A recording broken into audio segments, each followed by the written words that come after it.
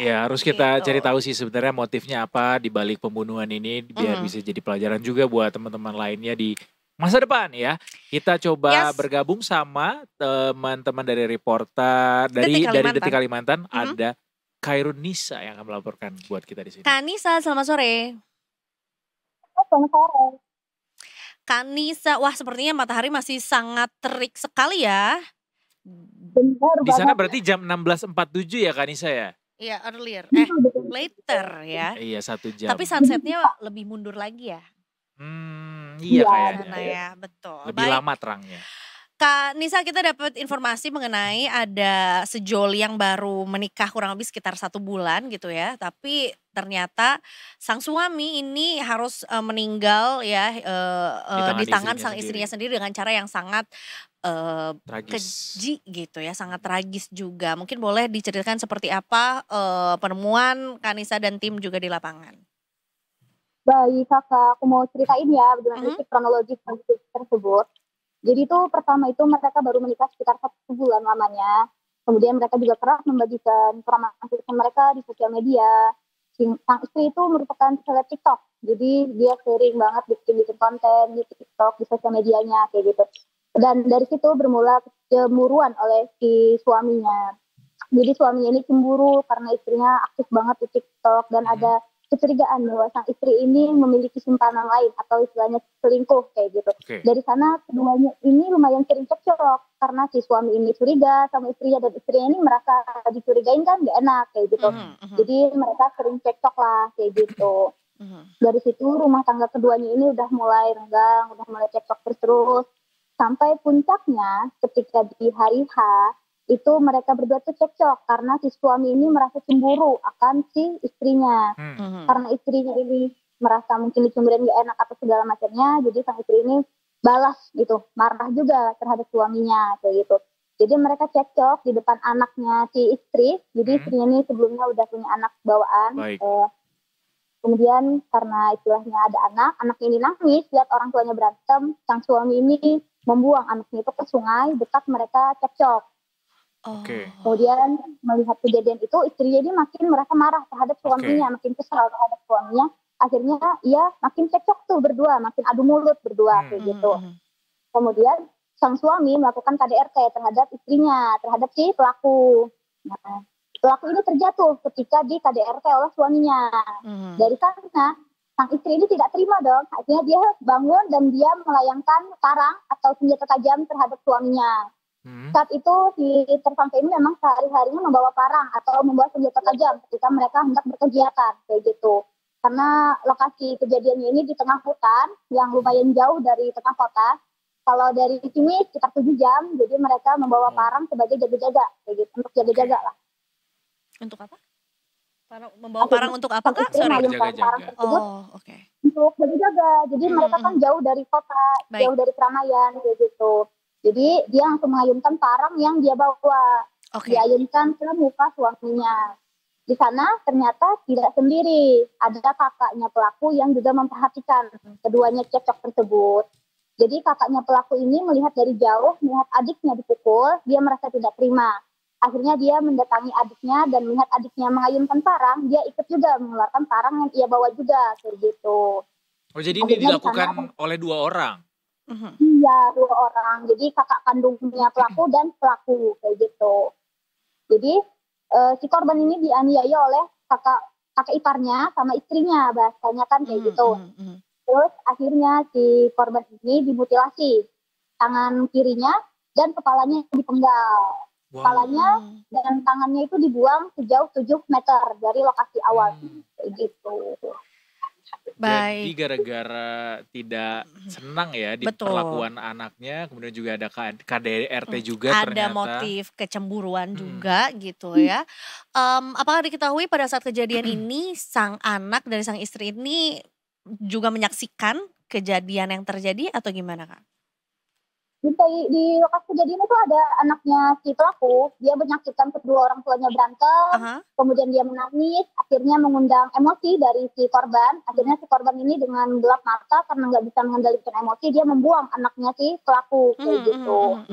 Namun pada saat let's say mengeksekusi sang suami gitu ya. Karena kan itu kejadiannya berarti dalam satu rangkaian yang panjang tuh dari cekcok yang pertama sampai akhirnya, sang suami dieksekusi atau dimutilasi gitu ya. Apakah sang Ya, anak itu juga hadir di situ? ada. Dan melihat Sang itu? anak ada di situ Wow. karena waktu setelah kejadian itu kan ibunya ini lari ke tempat keluarganya membawa anaknya sambil berlumuran darah kayak gitu. Jadi di situ kecurigaan keluarga ini mengira bahwa istri ini di KDRT oleh si suaminya kayak gitu. Namun ketika dicari tahu lebih dalam, si tersangka ini meminta tolong ambilkan barang-barangnya di TKP di tempat dia membunuh suaminya. Ketika keluarga ke TKP, di sana keluarga melihat si korban berlumuran darah dengan kepala yang sudah terputus. Berapa usia kedua pasangan ini, Mbak Kanisa? Kalau untuk korban ini tidak disebutkan, namun untuk si pelaku ini 28 tahun dan kakaknya itu berusia 34 tahun. Oh, oke. Apakah sebetulnya juga ditemukan, adanya apa ya, maksudnya cekcok ini juga sudah, sering terjadi gitu ya sebelum kejadian di, hari kejadian? Tapi katanya juga di sosial media suka nunjukin kemesraan gitu konten-kontennya ya, Kak Nisa, bener gak? Kalau di TikTok mereka itu sering bikin video romantis, sering bikin video berdua, sering bikin video-video yang misalnya zaman sekarang itu romantis banget, bikin banget lah kayak gitu. Namun ternyata di balik itu mereka sering kali cekcok karena si suami ini sudah lama menyimpan rasa cemburu terhadap istrinya. Dia cemburu istrinya main TikTok, dia takut istrinya DM-an sama cowok-cowok, dia juga cemburu sama rekan kerjanya istrinya kayak gitu. Baik, Kak, berarti sebetulnya, pelaku ini langsung diketahui gitu ya oleh warga karena memang juga warga sempat melihat, wujud korban gitu ya dari sang suami yang sudah kehilangan nyawanya. Apakah ada sempat kabur atau mungkin langsung dilaporkan menyerahkan diri atau mungkin dilaporkan ke polisi? Untuk si pelaku ini sebelumnya sempat melarikan diri, jadi keduanya ini diamankan itu sekitar 7 jam setelah kejadian dan mereka itu diamankan di rumah mereka. Jadi mereka sempat bersembunyi terlebih dahulu di rumah mereka masing-masing kayak gitu. Jadi kepolisian itu dari polsek itu sekitar 7 jam untuk menuju ke TKP karena jauhnya lokasi itu, jadi si pelaku ini sempat melarikan diri terlebih dahulu. Baik, dan akhirnya ditangkap gitu ya oleh pihak kepolisian juga. Baik, kemudian, proses hukum yang berlaku sudah sampai mana Kak? Apakah sudah, diperiksa begitu ya, dan kemudian hasil pemeriksaannya seperti apa? Ini keduanya sudah ditahan di Polres Banjar dan saat ini sudah masuk tahap pemeriksaan. Jadi keduanya masih dalam proses pemeriksaan tingkat kejiwaannya. Baik, masih dalam proses ya. Kemudian sudah diketahui kah bagaimana hukuman yang menanti kedua pelaku, Kanisa?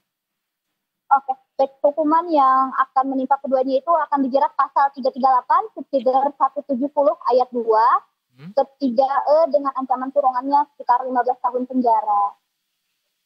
Baik, kemudian juga dengan nasib sang anak seperti apa, Kanisa? Apakah sudah diamankan oleh dinas sosial mungkin atau mungkin sudah diamankan oleh keluarga? Saat ini anaknya sedang berada di tangan keluarga dari si pelaku. Jadi anaknya dalam kondisi aman dan sehat. Meskipun saat kejadian anaknya sempat dibuang, namun dibuang itu dalam artian hanya sekedar digeser lah ke sungai. Jadi tidak mengalami luka-luka yang cukup berat atau apapun kayak gitu. Tapi nggak ada pendampingan, Anaknya Kanisa? selamat. Pendampingan psikologis untuk anaknya mungkin? Saat ini aku belum ada data. Saat ini aku belum dapat update-nya. Jadi belum tahu nih apakah anaknya didampingi secara psikologis atau enggak. Karena dari kondisinya, kata Kapolres, itu anaknya dalam kondisi sehat dan aman-aman saja, kayak gitu. Oke. Walaupun sebetulnya juga cukup miris ya ketika mendengar bahwa sebetulnya sang anak itu memang berada di posisi yang cukup dekat atau mungkin ada di lokasi yang sama juga pada saat kejadian gitu ya, dan sempat melihat juga orang tuanya cekcok dan, melihat ibunya diantarkan kan gitu ya ke rumah warga juga pada saat ibunya berlumuran darah dari suaminya juga ya. Baiklah kalau begitu terima kasih Kanisa sudah menyampaikan berita yang cukup membuat meringis ini ya. Tapi aku punya satu pertanyaan tambahan deh buat Kanisa. Kanisa, di Kalimantan sendiri apakah atau di daerah Banjar ini apakah memang kejadian seperti ini kerap kali terjadi begitu dengan gampangnya menghabisi nyawa seseorang atau memang bisa jadi ini ada masalah psikologis dari si pelaku sehingga ini terjadi gitu? Sejauh ini sih belum ada ya aku menerima informasi tersebut. Jadi pelaku itu saat setelah membunuh dia mungkin masih linglung kayak gitu kan. Jadi ketika Oke. ditanya sama pihak keluarga dia masih tidak bisa menjawab dengan normal. Namun dia hanya meminta ambilkan barangnya di TKP. Dari situ pihak keluarga tahu bahwa ternyata pelaku ini habis membunuh suaminya sendiri kayak gitu. Baik. Jadi Baik. pelaku ini sebelumnya memang normal-normal saja, dia juga Baik. aktif di TikTok, aktif juga membagikan kesehariannya, kayak gitu. Baik.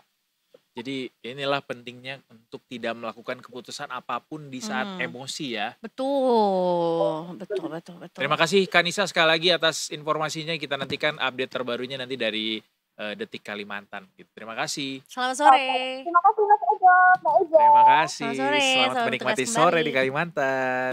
Ih.